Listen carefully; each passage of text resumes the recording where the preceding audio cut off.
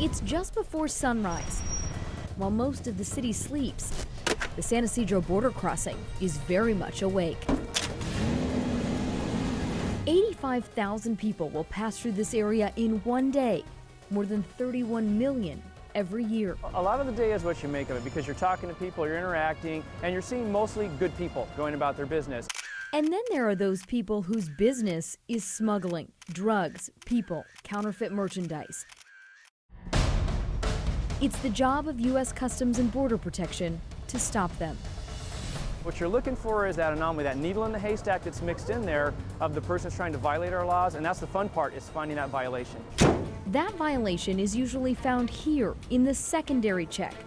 After weeks of talks, CBP granted Fox 5 rare access to this area. A look at a backyard of San Diego few people have ever seen. This is where we can really get in and take a good look at a vehicle. Vanna Roselli heads up the anti-terrorism and contraband team. Her officers are looking specifically for drugs, and on this day, it didn't take long. It's just past 6:30 a.m. The dogs have something. Within minutes, the driver is cuffed. His car pushed into secondary and inspected.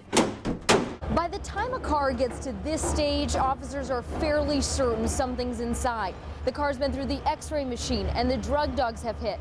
And in almost every case, they're right. In this pickup truck, they find 133 pounds of marijuana. Street value, almost $80,000. There isn't an officer here that doesn't have a big smile on their face when they find either drugs or some sort of smuggling. And when you work San Ysidro, that's an everyday occurrence. In 2011, between all 6 California ports of entry, officers found 170,000 pounds of marijuana, nearly 14,000 pounds of cocaine, 7,000 pounds of meth, and 1,000 pounds of heroin. Officers spare nothing to make sure the vehicle is clean. Smugglers are getting more creative. In this Nissan, several bags of drugs are found underneath the back seat in the gas tank. 10 packages.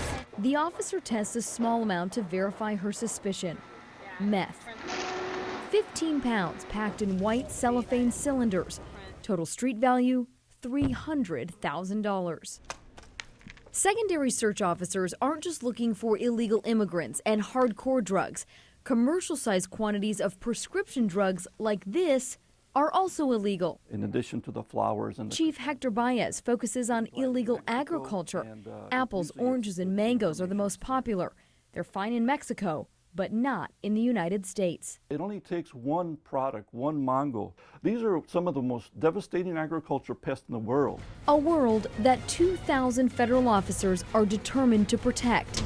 A thankless and often dirty and dangerous mission, one that starts all over again tomorrow. At the San Ysidro border crossing, Jen Carlman, Fox 5 News.